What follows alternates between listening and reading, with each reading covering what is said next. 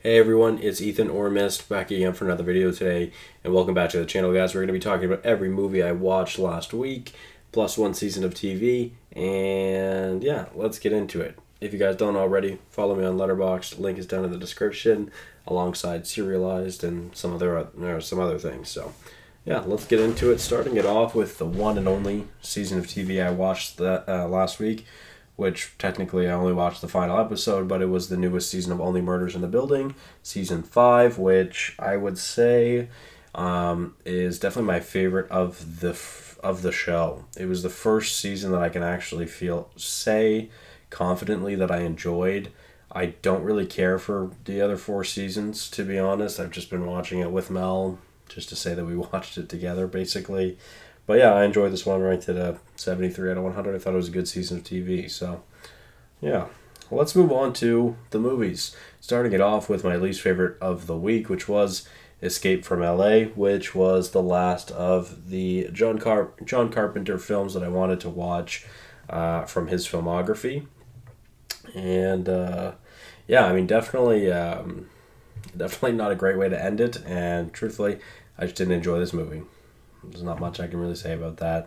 I would be lying if I said it had my attention 100% of the time, because it did not. I was kind of doing other things at the same time anyways, but still, I just didn't enjoy this movie.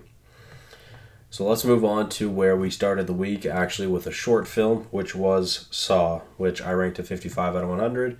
It's fine. It's a low-budget horror short film with really not diving too deep into what the great first Saw is. Excuse me. Oh, sorry.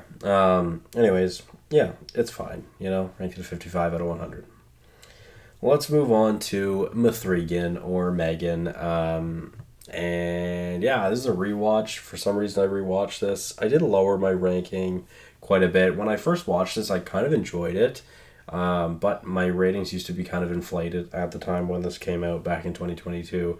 So I don't know if my rating really has changed much. I don't think my thoughts about it have really changed a whole lot. I ranked it 60 out of 100. I previously ranked it a 70 out of 100, but I can't really think that number really changed. So again, I think that's just some of my ratings used to be a little inflated. So nonetheless, I enjoyed this kind of 60 out of 100. So let's move on to one of the themes of the week, which was Goosebumps, which, let's start with Goosebumps 2, Haunted Halloween, which I ranked to 61 out of 100. I think it's a decent movie, to be honest. I seem to enjoy both of these movies more than most people, I think. I think they're kind of fun. And to be honest, I really like Slappy. Slappy's just kind of awesome. Yeah, ranked this 61 out of 100.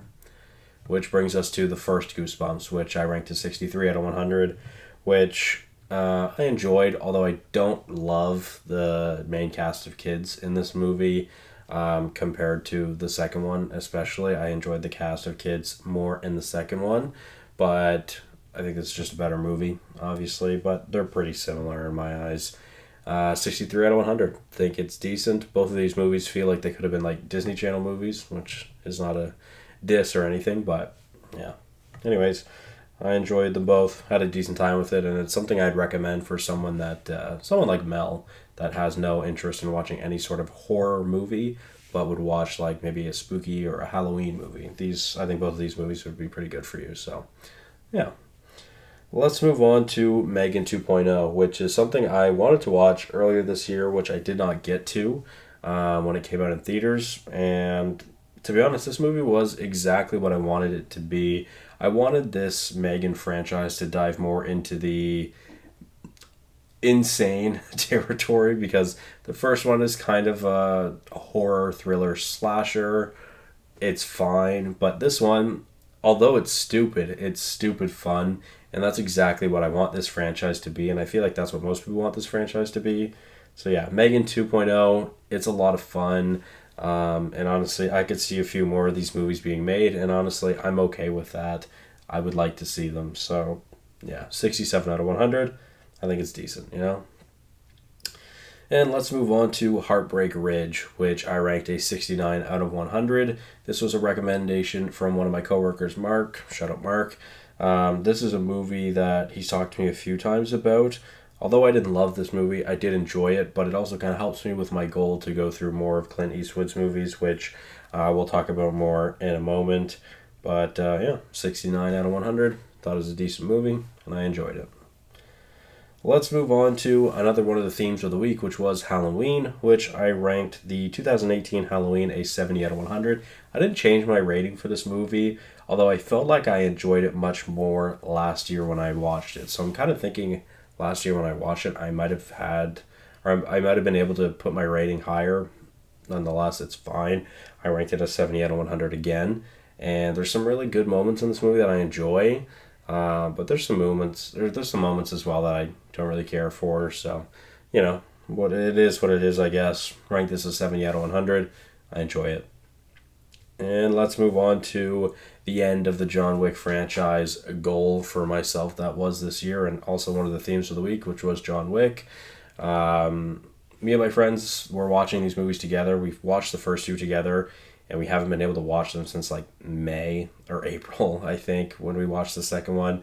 So we decided we're just going to watch the others ourselves if we wanted to, and then get together for Ballerina, which we did this weekend. In Ballerina, I ranked it 72 out of 100. I think it's a good movie. It's quite a bit different than the Wick films, I feel like. I just feel like it felt different. Maybe it was Chad Stahelski, maybe it was Keanu Reeves, maybe it was whatever it may be. I just feel like it was kind of missing something that the John Wick franchise has. But this was still a fun movie. There's some really fun action pieces and different types of action with different items being used or different devices or whatever it may be. This one seemed a little bit more outlandish, and me and the guys kind of talked about this while we were watching it. The grenades in this movie were hilariously bipolar because they were so overpowered against the enemies, and they literally didn't even touch our little ballerina. So that was kind of weird. That was just kind of something we pointed out, but nonetheless, I think this is a good movie. It is my least favorite of the Wick franchise, but I think it's still a good movie. So 72 out of 100. Let's move on to another theme of the week, kind of like I mentioned earlier, which was Clint Eastwood. But I started the Dirty Harry franchise, which we'll talk about Dirty Harry in a minute. But Magnum Force was the last of the franchise. I only watched the first two. I'll watch the other three this coming week. I didn't get to finish them, so it is what it is. But Magnum Force, I did enjoy. Ranked this as 72 out of 100. Not as good as the first, not as good as Dirty Harry, but still lots to enjoy here, and it's kind of fun. So 72 out of 100. Let's move on to Hush, which I don't really have a goal of going through Mike Flanagan's filmography. If I wanted to go through his filmography, I definitely want to go through his TV shows more than his films, although there's a couple of films that I want to see that I haven't seen, like Dr. Sleep and Life of Chuck, which hopefully I can do sometime, probably next year. But yeah, I really got to go through his horror shows because he's got a ton of horror shows that are known as some of the best horror shows, and I really got to watch them. But yeah, I decided to watch Hush, which I enjoyed. Ranked it a 74 out of 100. This is a pretty interesting thriller, especially considering the terms of this film with dealing with someone that is deaf. And it definitely adds an interesting level of horror and anxiety to this movie, which I enjoy. It's definitely something different than what I would normally experience while watching a serial killer stalk someone, So, yeah, I enjoyed this. 74 out of 100. Let's move on to another short film, which was Other Side of the Box, which you can see that backdrop is creepy as hell. And this movie's creepy, and I ranked it a 75 out of 100. I really enjoyed the short film, mostly because of the fear and the tension that is built while the box is around. Specifically, the end of the movie, that final scene, it provides more anxiety than most movies do nowadays, I find. So yeah, this is a really great short film, and I'd recommend it if you've never seen it. Quite good. 75 out of 100. I enjoyed it. And let's move on to Freaky Tales, which is one of the newer movies on the list, I believe, which I ranked a 76 out of 100. This is a fun movie. To be honest, I thought this was a horror movie or like a horror thriller slasher or like a bad thriller slasher, which it was not really. Well, it was kind of a slasher for sure, especially in chapter 4. But yeah, overall, I mean, this is a solid movie. It's split up into 4 chapters where each story is kind of connected to the other, and I liked seeing how they connected. Chapter 4 was probably my favorite. It was really awesome. The only one I didn't really care for was chapter 1. The other 3 I quite enjoyed. So, you know, yeah, 76 out of 100. Some fun cameos as well. Shout out Tom Hanks. But yeah, I enjoyed this movie. 76 out of 100. Let's move on to Halloween, which I must have been absolutely high last year when I watched this movie because I did not enjoy this movie last year at all when I watched it. I gave it my undivided attention last year and I really, really didn't like it. I ranked it a 58 out of 100 this year, watching it in 2 different times. Like I kind of split the watch up in 2. I really loved this movie. I don't know what the sudden change was. I'm not sure why, but this has gone up the list of Carpenter films by a mile. Like this went up to number, I think, 3 on the list, which it was my last at the bottom of the list before this week. So, yeah, definitely enjoyed this. Ranked it an 80 out of 100. This grew on me a lot after a rewatch, which is crazy. Not many movies get that kind of jump, so that's really awesome. I enjoyed it a lot. Ranked it an 80 out of 100. All right, let's move on to Dirty Harry, which is a really fun movie, really awesome movie that I really enjoyed. It's Clint Eastwood kicking ass, being kind of a dirty cop, and this definitely tackles some pretty interesting themes and provides just also an awesome movie at the same time. And I really enjoyed this. This is a movie I would like to rewatch sooner rather than later. So shout out Dirty Harry, which I ranked an 82 out of 100. Let's move on to John Wick Chapter 3, Parabellum, which I ranked an 87 out of 100. I don't think my rating really changed much on this. I don't remember what I previously had it ranked, but nonetheless, awesome. It's a really awesome action movie. I love seeing John Wick on a horse take down some bikers. It's a lot of fun, and yeah, this movie's just adds to the world building a lot, which I really enjoy. And yeah, 87 out of 100. Wick, man. Wick, baby. All right, let's move on to Aaron Brockovich, which I got to watch with Mel and her parents this week, which this is one of Mel's mom's favorite movies, and watching her watch me react to this movie as it is the first time I seen it was really fun, and I know she was having a really good time showing it to me, so that was kind of funny. And overall, I really enjoyed this movie as well. It was the last of the Steven Soderbergh movies I wanted to watch for this year as well, so that finished another goal for myself. And yeah, overall, it's a pretty great movie and pretty sad that it's a true story considering the people that were affected by this tragedy, I'll say. And yeah, anyways, recommend it if you haven't seen it.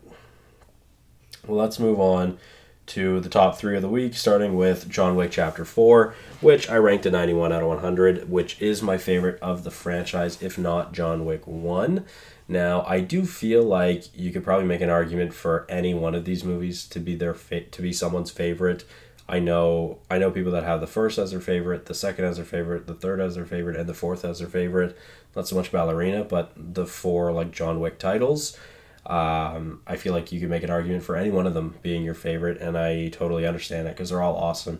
Even though my ratings are all quite different for them, I really want to rewatch these all in the same week to see how my ratings would be affected by them. So maybe that's something I'll do. I was kind of thinking about maybe doing that next year, but yeah, nonetheless, love seeing John Wick in Japan. A lot of fun. Adds a lot of great cast members to this movie as well. Bill Skarsgård, Clancy Brown. Fuck. I'm trying to remember his name. Hiroki Sanada. I don't remember his name. I don't remember his name. Shit. Let me double check. Hiroyuki Sanada, sorry. And of course, Donnie Yen as well. So, yeah, again, the world building in this franchise is great. This movie makes it even better, bigger, and awesomer, I guess. Ranked to 91 out of 100. Let's move on to Back to the Future, which I got to see in IMAX today, which was really awesome. That was a lot of fun. Got to see it with a couple of friends. It was really cool to see this on the big screen. I enjoyed this more than when I watched it previously earlier this year for the first time. And yeah, overall, I had a good time with this movie. Ranked it a 96 out of 100, up from a 94. And yeah, seeing it in IMAX was really fun as well. So, great experience. And let's move on to Scream, which was my favorite watch of the week and my favorite watch of October, which I ranked a 100 out of 100. The Scream 7 trailer dropped this week as well, which was interesting. We'll see how that goes. I'm not terribly excited for it, unfortunately, even though this is my favorite horror franchise. But I'm excited to rewatch the franchise because I have not done that. I've only seen them all once, so I'm going to do that next year, and I'm looking forward to it. Nonetheless, thank you guys all so much for watching. Hopefully you did enjoy, and I'll see you guys in the next one. Bye-bye.